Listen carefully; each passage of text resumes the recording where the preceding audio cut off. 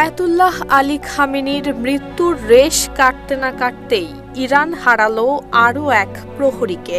Israeli হামলায় নিহত হয়েছেন দেশটির জাতীয় নিরাপত্তা কাউন্সিলের প্রধান আলী লারিজানি। 17 মার্চ রাতে দেশটির সর্বোচ্চ জাতীয় নিরাপত্তা পরিষদ আনুষ্ঠানিকভাবে এই খবর নিশ্চিত করেছে। এর আগে ইসরায়েল দাবি করে তেহরানে এক লক্ষ্যভেদী বিমান হামলার মাধ্যমে তারা লারিজানিকে নির্মূল করেছে।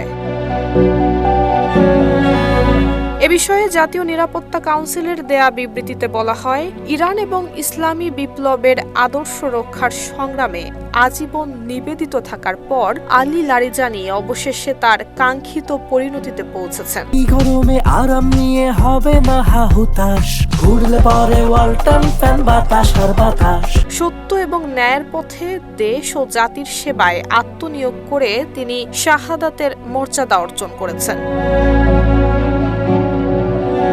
এদিকে আইআরজিসি জানিয়েছে, তেল আবিবে সাম্প্রতিক প্রাণঘাতী হামলা ছিল আলী লারিজানি, তার ছেলে এবং এক সহযোগীকে হত্যার প্রতিশোধ। আইআরজিসির দাবি, তারা ইসরায়েলের অধিকৃত ভূখণ্ডের কেন্দ্রস্থলে শতাধিক সামরিক এবং নিরাপত্তা লক্ষ্যবস্তুতে ক্ষেপণাস্ত্র হামলা চালিয়েছে। অন্যদিকে ইসরায়েলের জরুরি সেবা বিভাগ জানিয়েছে, তেল আবিবে হামলার সময় ক্ষেপণাস্ত্রের ধ্বংসাবশেষ পড়ে এক নারী এবং এক পুরুষ নিহত হয়েছেন।